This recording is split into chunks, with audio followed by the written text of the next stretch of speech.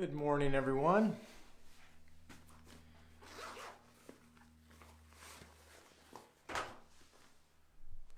This morning's live stream is from the from my office this morning. It wasn't actively raining outside, but I was running low on time, and I wanted to read a passage that I didn't know if it would be sprinkling, and I couldn't read it. Mike and Joe Stromberg, welcome this morning. So here we are on the indoors this morning. See, Wendy Chadwick, good morning to you.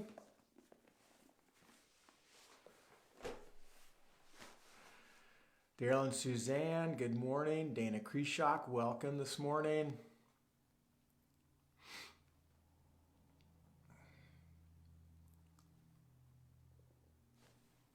See who else shows up on this Thursday morning.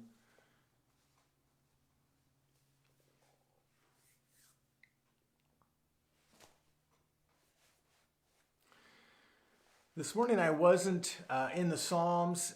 This week we're doing our 9 a.m. hour on the emotionally healthy discipleship, and this past Sunday's chapter was on the title of the chapter is recognizing the treasures in grief and loss. And so this past week we went through the chapter kind of in a summary way last Sunday, and this upcoming Sunday we're going to talk more experientially from how God has met us in our grief and loss and so on, and particularly that confusing in between. So you experience your loss, you feel the intensity of it, and then you enter this period of time where this lengthy time of questioning what's going on and going through a long process of grief recovery, processing, healing, and then you move to, acceptance and seeing good things through even the loss and what God is doing. You're yielding your heart to God and so on. So a part of my homework for preparing for this upcoming Sunday was reviewing my own grief recovery and processing grief, revisiting loss in my life, and how is God bringing about healing? Where am I in the process of reconciling losses in my life? And it was really good. It was good. There's a book called The Grief Recovery Handbook. That's why I keep using that word recovery. The losses will always be there. Sadness will always be associated with loss. That never goes away. But we can work through our grief. It's strange. I'm just trying to find wording that is helpful here, but it's our grief can come to an end. The sadness and loss never does, but the grief process can come, to an end, if that makes sense. And there's a healthy way to do that. Our culture doesn't have a lot of tools for healthy grief. We're often not helpful in how we try to cheer people up who are grieving. We try to get them to look on the bright side. We help them. We want them to get over this as quickly as possible. We want them to not feel the intense emotions. So we say and do things that aren't always helpful, because we actually do need to feel those emotions. We do need to grieve deeply. We need to there's a range of things that we experience in grief. And if we short circuit that, we can get stuck. And that grief kind of defines us at some level, and it becomes a part of our identity. And we can feel like victims and so on. So it's really important to acknowledge our grief and to work through our grief in healthy ways. And and so there's a number of tools out there that are helpful in this. And one of the tools that I have found very helpful for me is writing out a grief graph, a grief history graph. And the reason for this is because when you grieve a loss, especially as adults, if we are grieving a loss of a loved one, the loss it comes about after loss of losing a job, losing a marriage, having to move, and you're losing the familiarity of your surroundings, your community of people, and so on. Whenever we experience a loss as an adult, it's pretty important that we recognize that's not the first time we've experienced loss. And if we haven't grieved prior losses, I mean, beginning with our childhood, our childhood losses, significant losses in our childhood that we experienced, where we really didn't likely have good tools back then or the maturity as an adult to really process things. These become unfinished, unprocessed griefs and losses that just keep piling forward.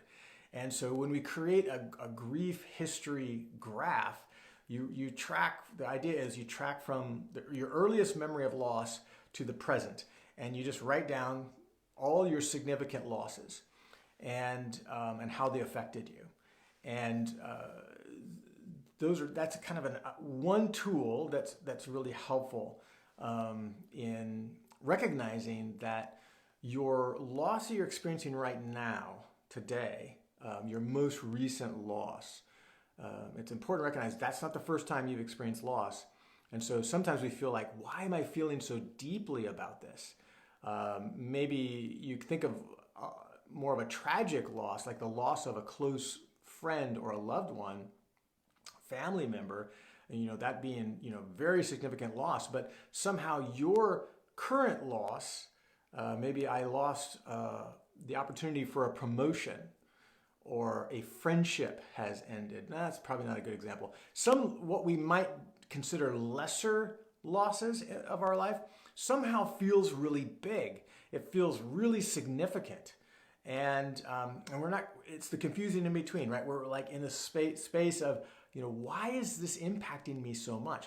Well, one of the reasons that it could be impacting you more or disproportionately in your mind to the actual loss is you probably have unfinished grief in previous losses that have just accumulated over time. And so that's one of the reasons developing this grief history graph is helpful, so that you can recognize that you may have unfinished grief in other parts of your loss experience. And it draws attention to kind of revisiting those losses now that you've had more perspective in life, now that you have a better understanding of maybe your own self-awareness, your own feelings on different subjects and so on, to go back and revisit those previous losses. And so in preparing for Sunday, I did that this week. I revisited my grief history graph.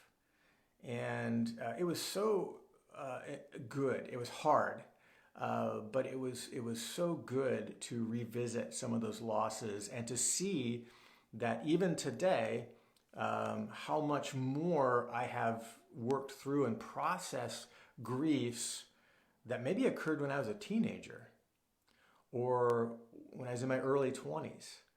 I can revisit those losses and say, yeah, I learned a little bit more now, even today, when I look back on that loss, that I learned from that experience, or that I can view that experience now differently today than I could when I was 17 and I didn't have the faculties and so on. So I think there's a healthy result from revisiting previous losses. That doesn't mean you're stuck. It could help you see that you are stuck in some cases.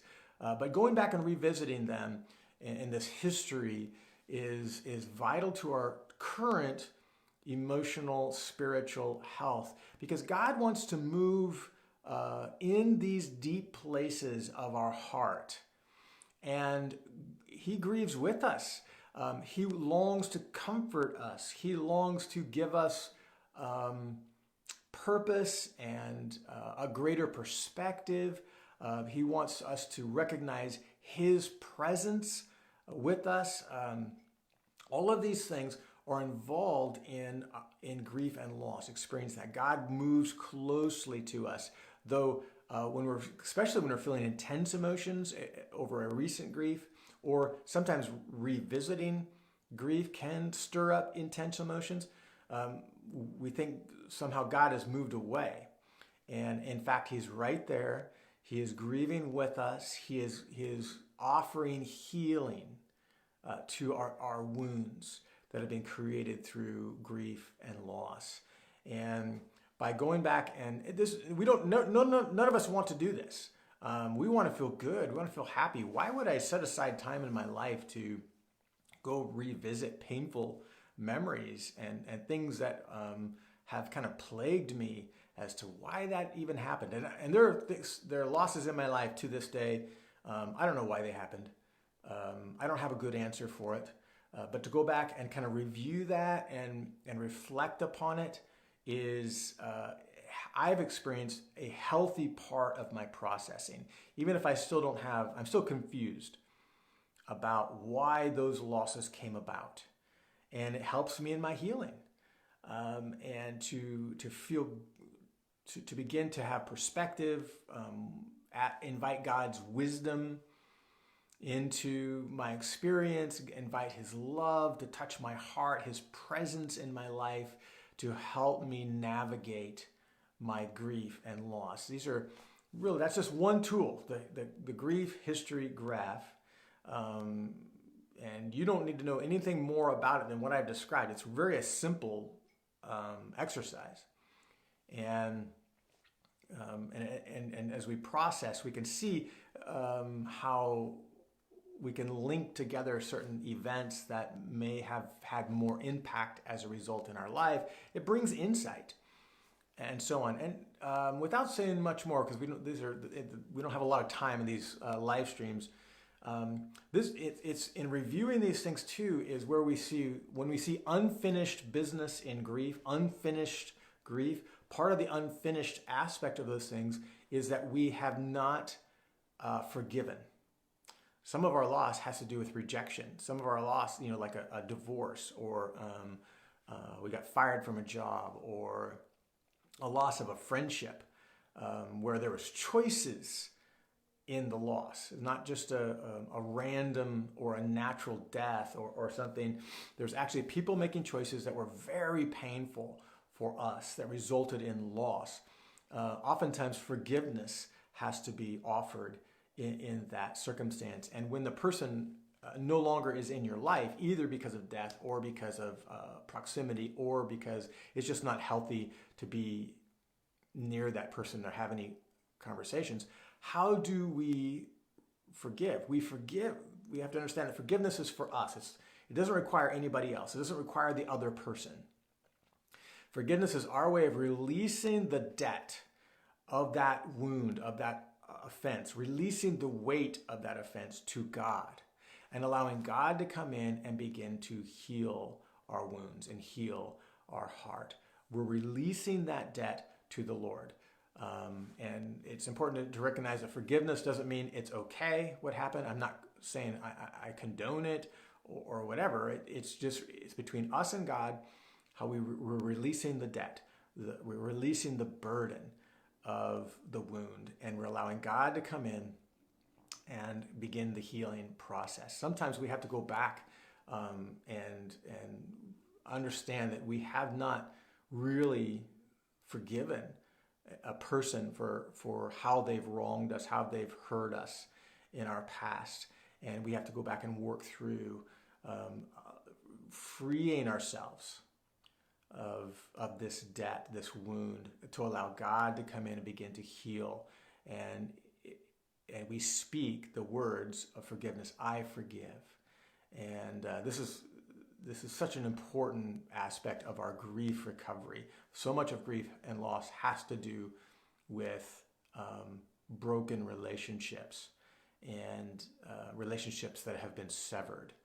And so by various means, death being one of those ways of severing a relationship. But sometimes even in death, you not forgiving them for dying, but forgiving them for the offenses that had not yet been reconciled or resolved, and all of a sudden you can't anymore. They're no longer on earth. They're no longer alive. So I have to remember, forgiveness doesn't require the other person. It is something that you do for yourself, to free yourself of the burden of that wound. And we do this through forgiveness. Reconciliation, that does require the other person.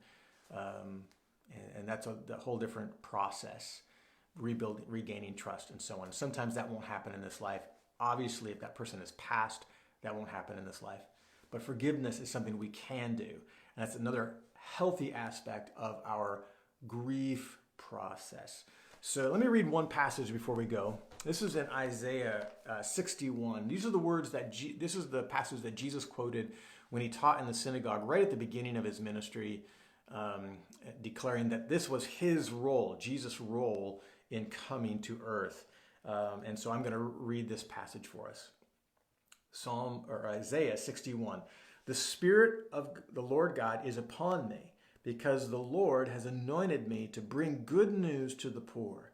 He has sent me to bind up the brokenhearted. Let that phrase rest in your heart. God sent Jesus to bind up the brokenhearted, to proclaim liberty to the captives, to open the prison to those who are bound. And keep hearing that feels like the grief when we get stuck feels like we are bound. And there's definitely a sense of broken-heartedness. Our heart is torn and wounded in this process. Jesus is saying, I have come so that can be healed. I can free you from this stuck nature of our grief.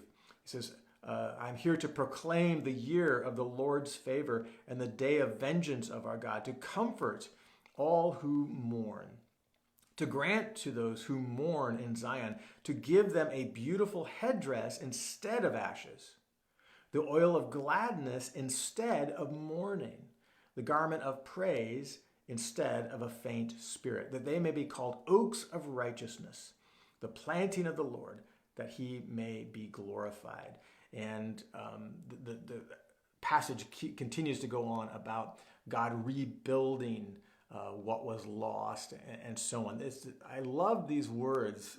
They're so beautiful and healing to my heart and my soul when I think about Jesus' intent to move into my life in a very personal and meaningful way, to help me to heal from brokenness, to help me heal from previous wounds and mourning and loss and grief, to bind up my broken heart and to restore. So, Lord bless you today. May the Lord's favor be upon you today. And consider taking some time to review your grief recovery on a regular basis, once a year. I'm sure that God can speak to your heart in deep ways in this process. Lord bless you today.